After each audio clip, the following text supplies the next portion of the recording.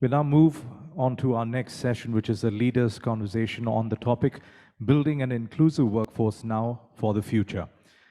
Digital technologies have enabled automation at scale while creating and recreating jobs that require innovative skills, much different from those of the past. While organizations are looking forward to hiring a more diverse talent pool, they also must create inclusive organization culture where everyone feels that they belong. I'd like to introduce our speakers for this session. Please give them a big round of applause. I'd like to invite them on stage. Srimathi Shivashankar, Corporate Vice President and Head EdTech, HCL Business, HCL Technologies. With an extensive experience of more than 2 decades in the business and human capital strategy, Srimathi has headed and primed global transformation initiatives at HCL.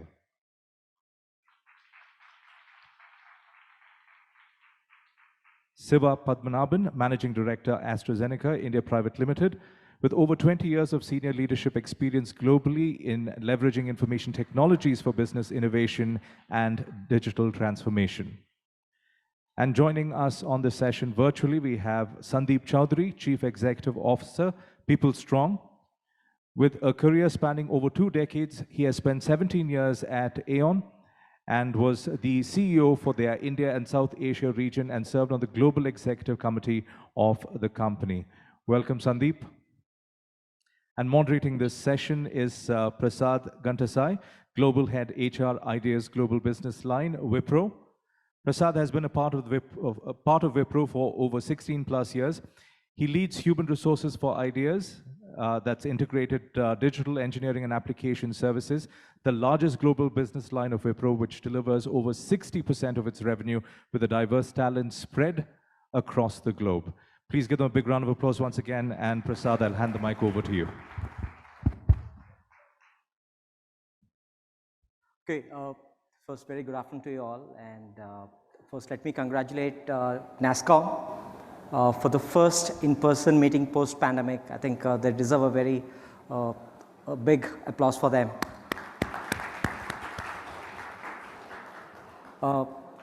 Very excited to be part of this summit, the future of work. I think the diversity and inclusion has never been more of a priority at workplace than it is today, right? Today, 87% of our global CEOs feel that diversity and inclusion is their top strategic priority, okay? And there is enough and more research that has been done and proved that organizations that embrace diverse talent and they're able to provide an environment that is inclusive are ability to deliver a very profitable growth, okay? The diversity and inclusion are both interconnected. I mean, we talk about diversity and it is also inclusion is absolutely necessary. You can't have a very diverse talent and you can't have a system or processes that are not inclusive in nature. Therefore, both D and I are interconnected, right? A lot of organizations have embarked on this journey and everyone is talking about it, but there's a lot of struggle, okay, in the path in terms of how do we attract diverse talent? After attracting, how do we ensure that they are inclusive in nature? And today in boundaryless work where people are working remote and across countries, how do we really create that space where everyone is able to express themselves in an organization? I think given this challenge, today we have an eminent panel, I think people with very diverse backgrounds coming from business and different industries. I think they'll be able to share their perspective and learnings on how we can create an inclusive workforce which is ready for the future, okay? So with the challenges which I stated, the first question which I would like to maybe Sandeep goes to you is, what are the issues that you see that organizations come across when they're trying to support the D&I charter? No, wonderful. Thank you, Prasad, for having me as a part of this panel. Am I nice and audible? Yep. Okay, perfect. No, thank you. I'm really sorry that I couldn't be in person in Chennai, but these are the advantages of a connected and a technology-led world where sitting out of Mumbai, I can be a part of this wonderful panel. So thank you for having me over. I think a very relevant question just to essentially try and understand What is that is really stopping organizations, or some of the biggest challenges that organizations essentially face in supporting a very noble intent around creating a diverse and an inclusive workplace. In my experience, many companies seeking to improve their diversity and inclusion, D&I, are consistently making the same mistake. I fundamentally believe that at this point in time, most organizations are just kind of following the benchmarks, which fundamentally means that we're trying to address the symptoms rather than actually the root cause, which really at one level means we haven't really gone in depth to understanding current and address the current diversity and inclusion and inclusive threats that we have within our existing workforce. Organizations, in my opinion, very quickly are jumping onto benchmarking themselves with the rest, and then taking a very short-term measure, which normally doesn't really last for too long, whether that is about increasing the number of women in workforce, or taking measures around including people of different ethnicity, or different orientations, and so on and so forth. In Aeon and now at PeopleStrong, and actually with a very wide and a diverse set of our clients that include large enterprises from Asia Pacific, we fundamentally brought the real challenges of diversity and inclusion through our HR tech in front of enterprises, which is to fundamentally say, before you add in any more to look more diverse and appear more inclusive, here are the opportunity areas that you have within your existing talent pool. You might be abysmally low in terms of women in your workforce, but you still got about 25% women who don't necessarily feel included and don't really feel that they have the most at literally every opportunity that exists in an organization. Now, none of the organizations, Prasad, would essentially have a negative intent not to be diverse and not to be inclusive, but they would fundamentally not know what the root causes are, and they will constantly just keep looking at the symptoms and address the symptoms at the very superficial and at the very peripheral level. For example, gender pay disparity. Now, there is no organization that I've come across in my 22 years of working that intentionally wants to pay a certain gender less than the other gender. But there are unconscious biases that essentially crop in, which I think very plainly are not visible to a human naked eye. It happens unintendedly, and over a period of time, it kind of grows into a manner that it essentially becomes a disengagement issue. So even if now you add in more women or add in other kind of diverse population into your workplace, you would yet continue to face the challenge of not being the most inclusive player. And I think at the most fundamental level, it's not about the culture fit, but I do believe it is a bit of the culture add in every organization the moment we are looking at addressing the challenges around D&I. And I think they would essentially exist at fundamental levels of not just the unconscious biases, but more about how is that we are addressing the challenge of equity in our organizations. It's not so much about equality, because I think when we are comparing people from different places, different cultures, religions, orientations, gender, etc., I do believe we need to, at the basic level, look at elements which make people similar, rather than that make people dissimilar. We can start, and I think if there are M&A experts here, they would tell you whenever any organization had made an acquisition, and I know of a large Indian company that made an acquisition in Africa, the point that they started with was not what are the cultural dissimilarities between us and the new organization and the people that we're inviting into our family from Africa. They started from the point, what are the points that actually make us a lot more similar? And then we will work that as the fundamental bedrock. Sure. Yeah, thanks, Sandeep. D&I being a strategic priority, a lot of organizations are taking a lot of proactive measures, especially to build their brand, attract talent. Srimathi, being a business leader, can you share your thoughts? What are some of the proactive measures the organizations are taking, right? Especially in hiring talent around gig workers and retaining them as well. Yeah, thank you. And I'm just going to shift a little away from what we could have heard otherwise is diversity and inclusion and going towards gig economy. Everyone is talking about hybrid and everybody is saying as so the work is going away from the office. I'm sure 100% of us believe we are still in office sitting in this room and we are not wasting time, right? I have to wear the hats of different people in this room before I answer this question. And I understand at least 80% of the group here come from HR. And I want to introduce a concept of being a tech humanist for an HR.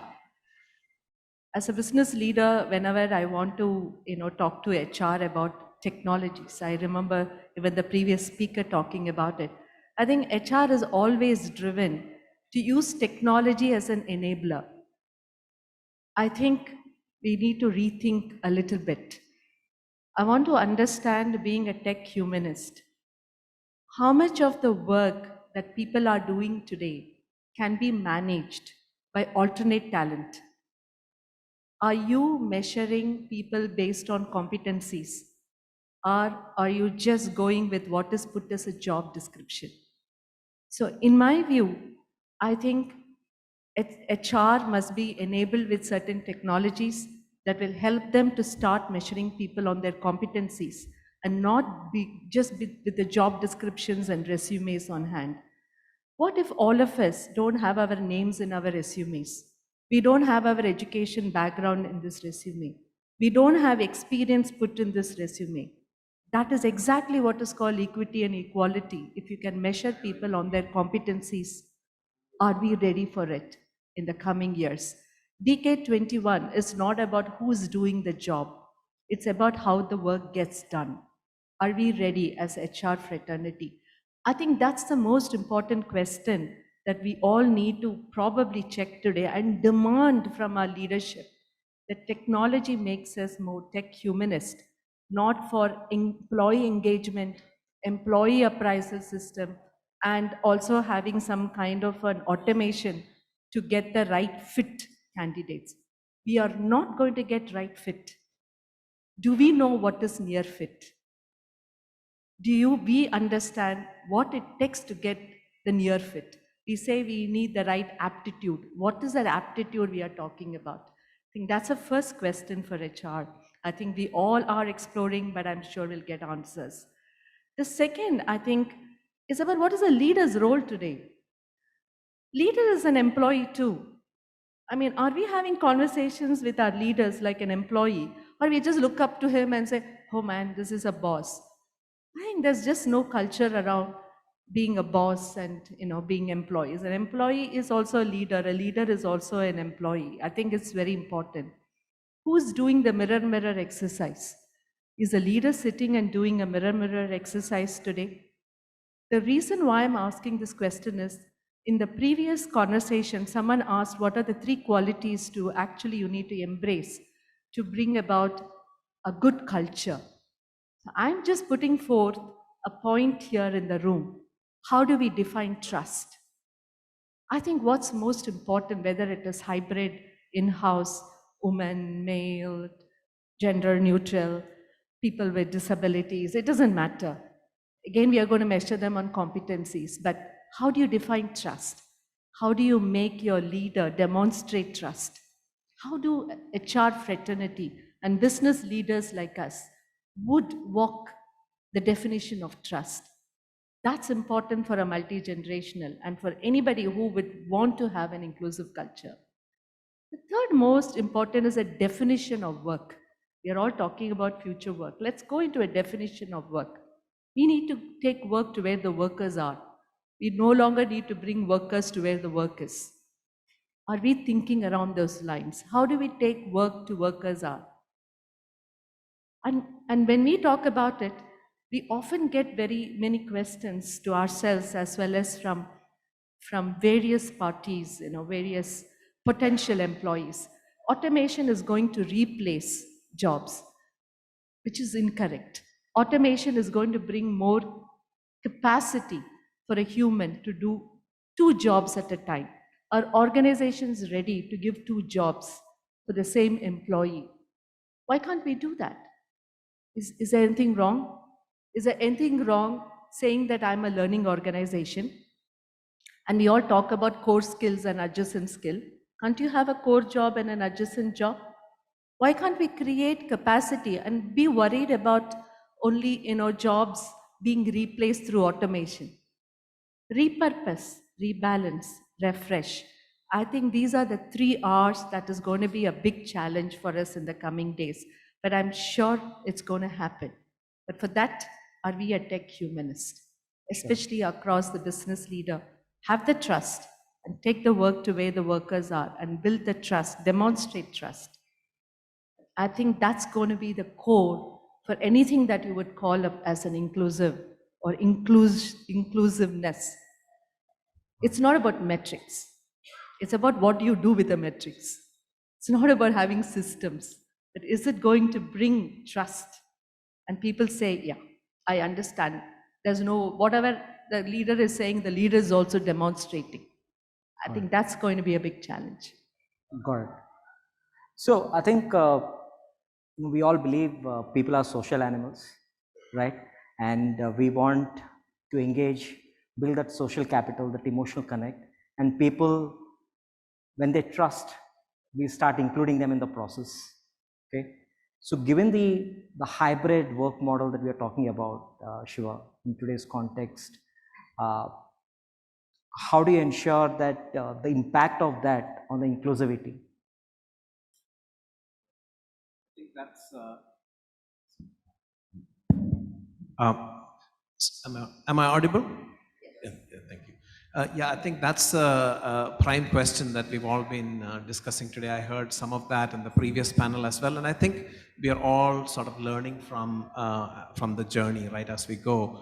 But I think the intelligent design is really key, right? I think we really need to be thinking not just about the next 6 months, it's about the next 5 years or 10 years, right? Or how does this emerging work model, how does that actually fit right from the strategy level, right? I think right from the company strategy and how that translates into what we execute every day in the office or in the home or wherever they are, right? I think we need to intelligently design that. There is a lot of things that tend to get overlooked, in my opinion. For example, this whole aspect of proximity bias. We haven't really seen that yet because we haven't been through a full year or even 2 years of doing hybrid working, because not every manager is equally comfortable with the hybrid model. That's the first thing that we already see, right?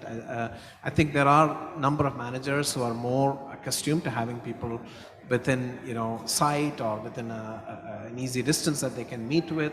And so how do we make sure that the equity, because DEI, the middle of that is equity, right? The equity is so important in this context, is to make sure that as a whole, as a community, as managers, as employees, we are actually embracing equity and sort of exposing these types of biases and killing them, right, and addressing them as we go.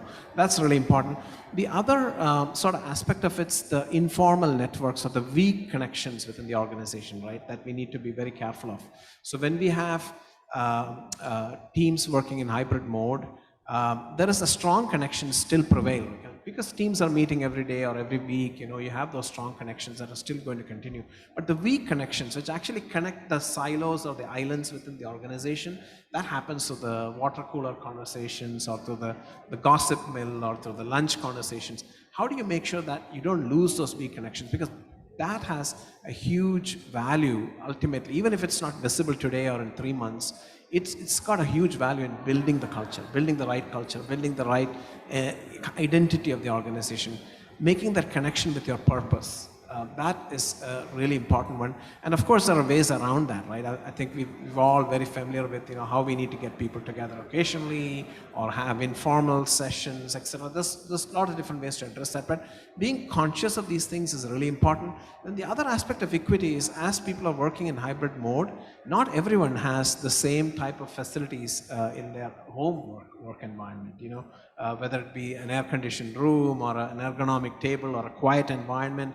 So So the equity aspect is something that we need to be very conscious of as we embrace this model, because we don't want to inadvertently disadvantage some people from being able to provide the best performance that they can, right? So I think thinking about all of these aspects and intelligently designing the hybrid environment or the remote environment is, I think, what we all have to consciously do in the times ahead. And also listen for feedback, right? As you experiment with this, right? I think we have to have our ears really open and ears to the ground on what is it that people are feeling about this. What are the employees talking about, the positives and the negatives? I think in the last session we heard about the energy and all of that peaked and then started dipping as people went remote.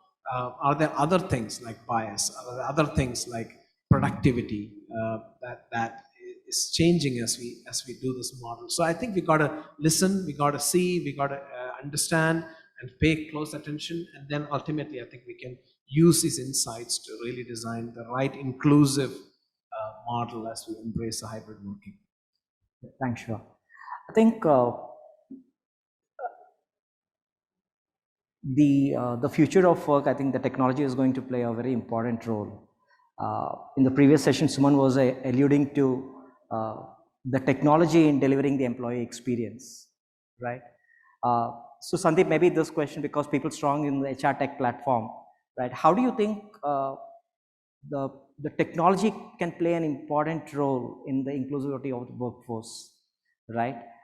Especially not in delivering employee experience, especially targeting towards people with specially privileged, people talking diverse and different languages, right? How technology can, enable to bring all these pieces together and be a more effective team in the organization? Yeah. Can you share your thoughts? No, thank you, Prasad. I'm actually very delighted that Suman in the previous panel and Srimathi, as she just started speaking on this panel, already set the context in terms of the influence that technology can actually have in creating a far more diverse and an inclusive workplace. I'll give you a few examples, and I think that's really the best way to be able to illustrate how we can make it certainly a lot more inclusive. At the most fundamental level, how do you remove the biases that crop in? Again, unintended, unconscious biases that come in at the time of hiring.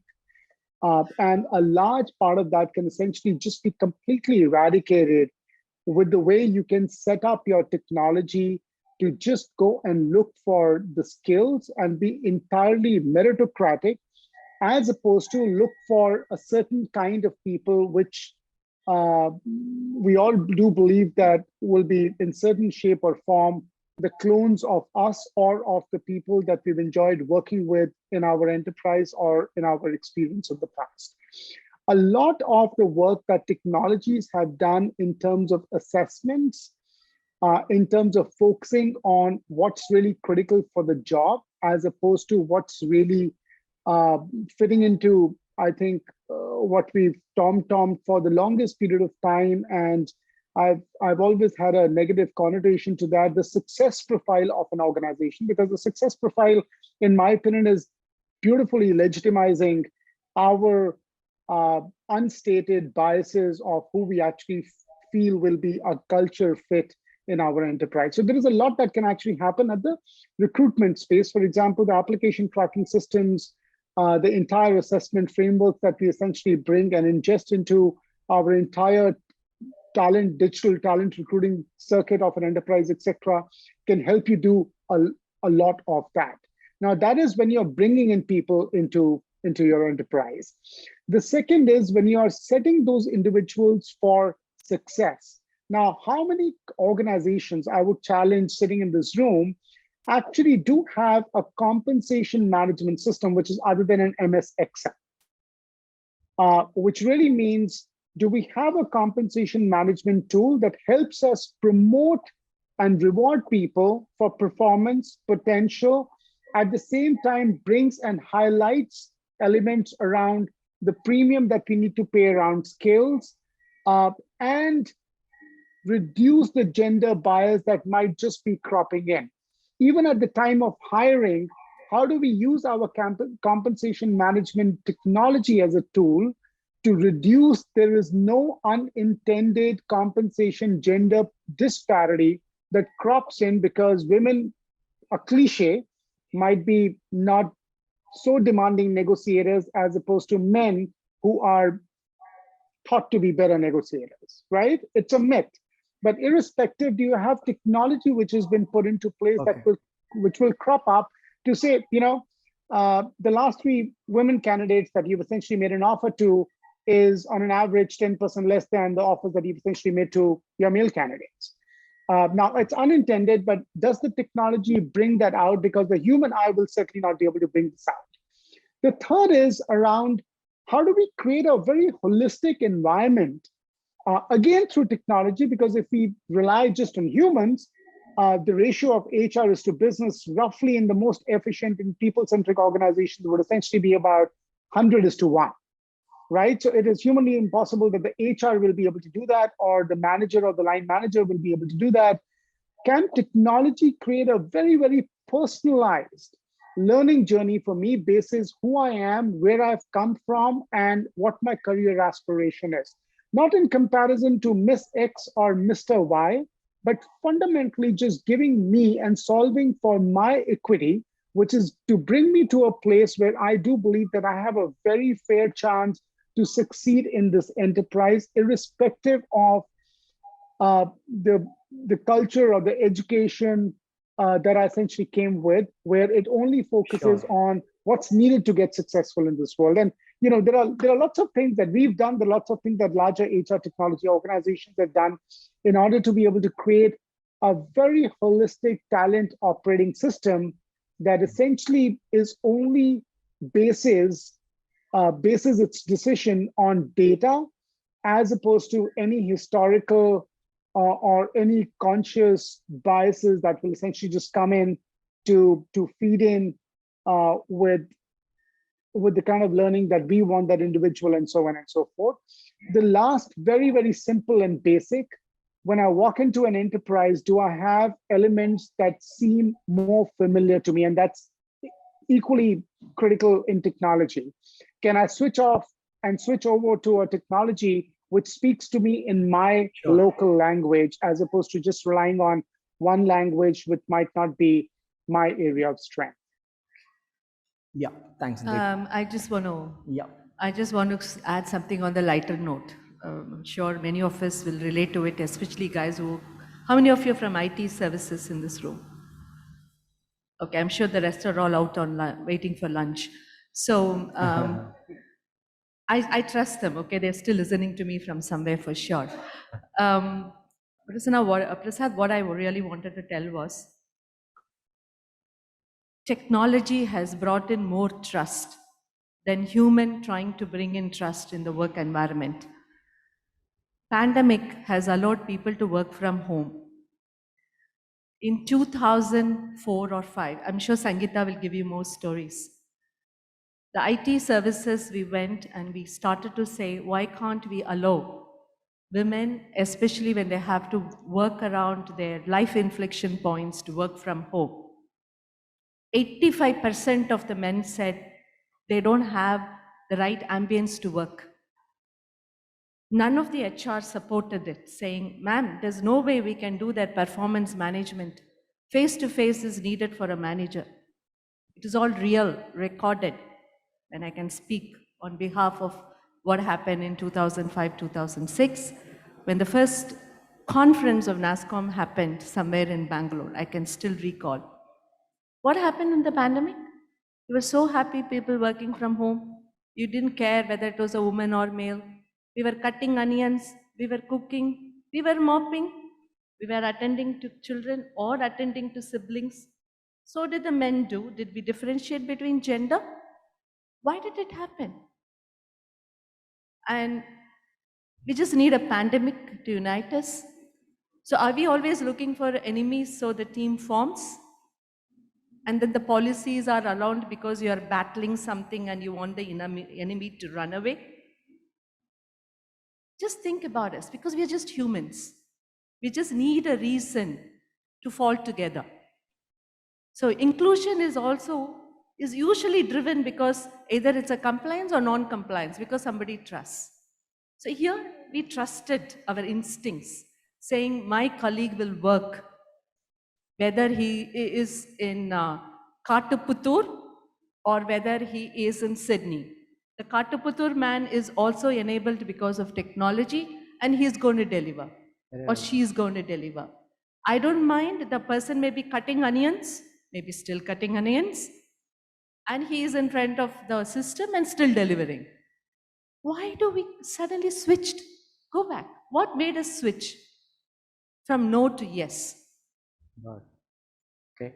Right? I think it's very important to say what makes us jump into such policies. Suddenly we talk about inclusion, culture, but somewhere the technology is really driving us. And I think just like you said, it's not that we want to believe in technology blindly, but at least we know it's enabling us now. Thank you. In the interest of time, I think we have one more minute, last question, maybe to Shiva, to you. I think today every organization is saying that, we want to improve our diversity from 30% to 40%, 40 to 50, and every business leader, it's like a target, right? They're going after because they truly believe that makes a difference for your business performance, right? So there is always a dichotomy in terms of how you're going to balance between the quality of hire who fits into the job, or are you going to give a chance to a diverse candidate? Okay, so I'm sure all the business leaders go through this in their day-to-day hiring. So what are your thoughts? I think that's a really interesting question because I truly don't believe that it's an either or, right? I think what Srimathi referred to earlier is the way we have geared the systems around how we recruit or how we select candidates is all been around some traditional ways of writing a job description that says you have 10 years of experience, you have 5 years of education, higher education, whatever it is that we used to write. And we've just been keeping that for years and years. So it's really not about either quality or diversity. It's really, I think of it as a funnel. So you first have to think about how do you widen your funnel? How do you take out those things in your job descriptions and requirements that are no longer relevant because they didn't really correlate to actual performance or actual outcomes? So you widen that funnel. You do some pre-processing before the funnel. That's what a lot of companies are doing now to say, look, I'm going to go to tier 2 colleges in cities, colleges in tier 2 cities, and give those people an opportunity, give them an additional kind of training or capability uplift before they even approach the funnel. So that's about equity, right? Giving them that opportunity to actually get into that funnel, widening the funnel so that we are less restrictive about who it is that we are actually allowing to even approach for our job. And then as you look at the funnel, there is probably a lot of obstructions in there where people are really using traditional methods to kind of evaluate compatibility with the company or the culture or whatever. And that needs to kind of be rethought, right? Completely read and rethought. And then you free up some of those things on, for example, how do you put together your panels? I mean, do you make sure that there are women in those panels if you're trying to increase gender diversity? You make sure there are other types of diversity in those panels. So when you do all these things, I think you really are, at the end of the day, opening that up much wider than you have. And then you have possibly, a lot of candidates who using traditional metrics didn't qualify or weren't good quality, but now they are equally there, right? In terms of, at the end of the day, of course, the best person with the right competencies, as you said, has to get that job. But I think we are doing so much filtration upstream that those people don't even come to the final place, right? So that's, I think, how we need to approach it versus just saying quality versus diversity. Any thoughts on that? No, I think I can't agree more. I think at WIPRO we started a program. It's a Begin Again program. It's nothing to do with technology. Specifically focusing on the gender. Any person who has taken a sabbatical for whatever reasons, he needs to raise their arm, saying that we want to get back to work. And the basic thing is in terms of the communication, the aptitude to learn. Okay, that's what we really look for, to get them back into the organization. And we are able to hire close to 250 people in the last 2 quarters, focusing, the women who have taken break. So I know we're off. Maybe we'll take 1 or 2 questions. Prasad, as you're inviting the audience for the question, there's just one important element that I want to highlight. Today, a large part of the D&I is a matter of political correctness. And that's exactly, I think, where organizations tend to focus on. The reason why we are a lot more driven just by benchmarks, like literally, am I doing better than the next one, and so on and so forth. And I do believe that fundamentally, I think the culture of an organization is when everybody does value that we take better decisions, better discussions and outcomes when literally everyone is bringing their best. And they will bring in the best if you're creating an environment which is digital and non-digital for them to be able to give their best. If there is anyone in an enterprise that actually feels restricted because of multitude of reasons, right? It could be language, it could be sexual orientation, it could be gender, or whatever that could essentially be. You know exactly where we are stopping as a firm from being able to get the best that you ideally should be from your team. Sure. Good afternoon to the wonderful panel and moderator. My name is Katyayani. My question to you is, what according to you is the most difficult part of implementing any D&I related initiative or program in organizations? If you work for an organization which asks for ROI for such initiatives, then it's a bad place to start. Yeah, you can't measure, money going into it, investment versus inclusion. The two eyes are different, right? So if you go into the table with a proposal and your manager or your boss says, or the leadership says, I'm putting in money, but when is my ROI coming? You say, man, that's not a place to go. Okay, just because you're starting, I thought you should know. Yeah, and I think another one, that's a really good one. And the other one that I find in my experience is the personal battles that every one of the leadership goes through, right? And the middle management especially, and the senior management about, is this really right?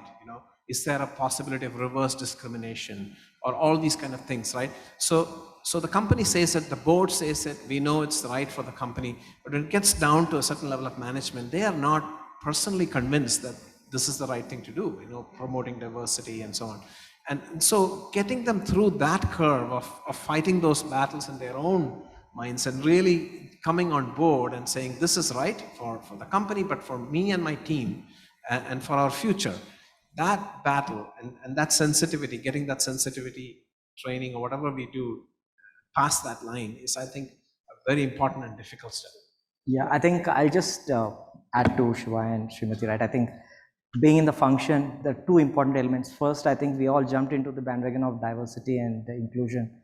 The fundamental thing is we never invested in proper training of our leaders, which is extremely important, right? I think there are a lot of things happen which is unconsciously because that's the way we were brought up, right? I think that is number one. Number two, I think leaders should walk the talk and create the culture and set examples, right? So I think these are two very important. You can put systems, processes, policies, anything and everything. But unless these two are really fixed and your culture is in place, you can meet your numbers from a diversity point of view, but you will not be really successful because the inclusivity doesn't happen. All right, ladies and gentlemen, I'm afraid we won't be able to take any more questions. Okay. The speakers are going to be around and we're going to be breaking for lunch, so we'd like to request you to take any questions offline. Yeah. We'd like to thank the panel members. Please give them a big round of applause for that very interactive session. Thank you, Prasad, for moderating that session. We'd like to thank Sandeep for joining us virtually.